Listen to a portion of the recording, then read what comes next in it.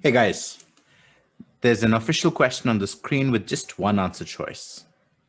You may pause the video and try and check whether that answer choice answers the question that's been asked or not. All right, let's get into it. For a trade embargo against a particular country to succeed, a high degree of both international accord and ability to prevent goods from entering or leaving that country must be sustained. These two things must be sustained for a trade embargo against a country to succeed. What two things? A high degree of international accord and a high degree of ability to prevent goods from entering or leaving that country. Okay? A total blockade of Patria's ports is necessary to an embargo. Blockade of ports is necessary to an embargo, right? But such an action would be likely to cause international discord over the embargo. Such an action would be likely to cause international discord. So one action is being talked about in this sentence, which is necessary to an embargo, yet that action would likely cause international discord. How is this sentence related to the previous one? The two things talked about here are actually related to what's being talked about in the first sentence also. The two characteristics that are needed for an embargo to succeed. What are the two characteristics? International accord and ability to prevent goods and services from entering or leaving that country. The second sentence then talks about blockade of ports, which would be linked with goods not being able to enter or leave through the ports at least. The second sentence is saying that that kind of a blockade is necessary to an embargo. So for an embargo, I understand that for being able to prevent goods from entering or leaving the country, blocking the ports is necessary. But blocking the ports would likely lead to international discord over the embargo. International discord. So other countries might be divided. Some might be in favor, some might be against. Whereas what we are given in the first sentence is for a trade embargo to succeed, a high degree of international accord is required. High degree of accord. So a lot of countries should agree that indeed there needs to be or there should be an embargo against this particular country. Okay. The claims above, if true, most strongly support which of the following conclusions? So we are looking for something that's supported from the passage above. We're basically looking for an inference here. Let's take a look at this answer choice. Is this something that can be inferred on the basis of the passage above? As long as international opinion is unanimously against Patria, a trade embargo is likely to succeed. As long as this happens, a trade embargo is likely to succeed. As long as what happens? International opinion is unanimously against Patria. Okay, so international opinion being unanimously against Patria seems to be talking about international accord, right? People deciding or all countries deciding that yes, let's embargo Patria. So that's what international opinion being unanimously against Patria is talking about. So basically the first criteria of the two mentioned. What about the second condition? Do we know whether Patria will still be able to have goods go in and out of the country? We don't know about that. What we know in the second sentence is that a total blockade is necessary of the ports. However, we don't even know whether that blockade is in place or not. This is the most common reason I have come across for why this answer choice is wrong. That we know about one factor, we don't know about the second factor. Therefore, we can't infer this. Well, I agree with this, but I do believe there is more to this answer choice than just that. To understand that, why don't you now look at this variation of the answer choice? You may pause the video and take a look to see whether we can infer this or not. All right.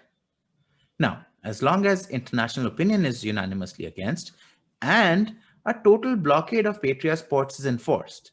So now I've added an additional circumstance. I've added that Patria's ports are completely blocked.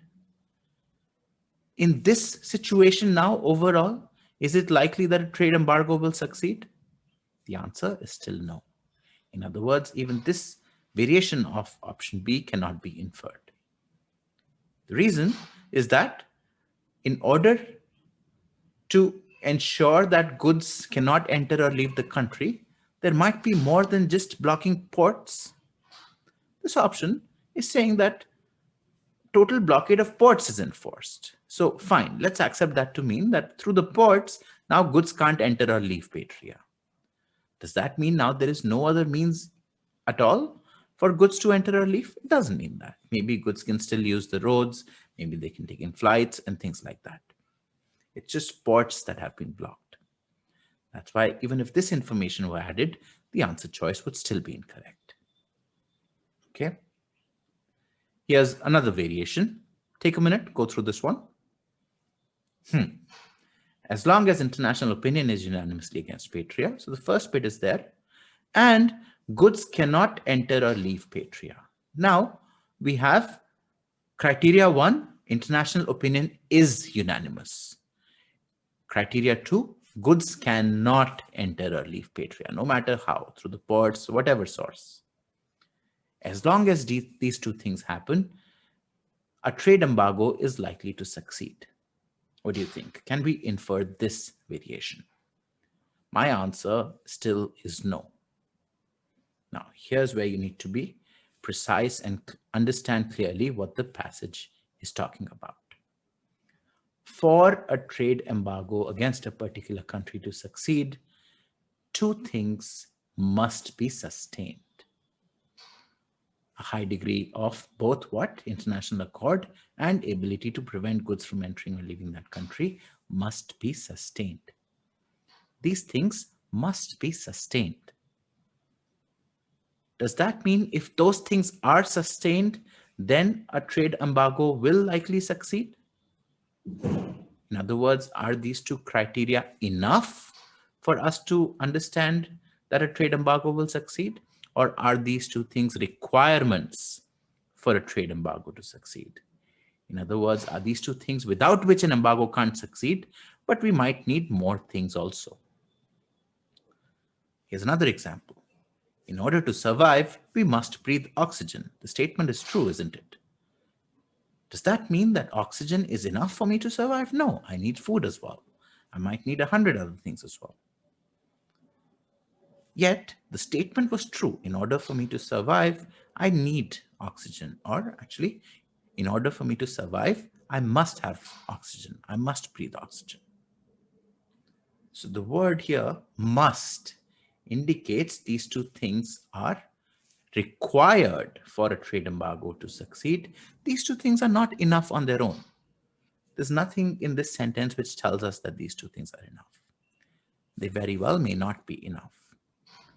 So even if in this variation of the option, even if I know that both those things are happening, there is international accord unanimously against Patria, and I know for sure that goods cannot enter or leave Patria, all I know is that two necessary conditions are met. Do I now know the likelihood of a trade embargo succeeding? I still don't. If I have oxygen to breathe, does that mean I will likely survive? Well, we don't know whether I have food to eat or not. We don't know whether I have shelter or not. We don't know whether I have clothes for me to survive the weather conditions or not. There's so many other factors at play also. I might be in a jungle filled with wild animals who are just waiting to kill me. Just knowing that there's oxygen to breathe doesn't tell me that I'm likely to survive, or doesn't tell you that I'm likely to survive.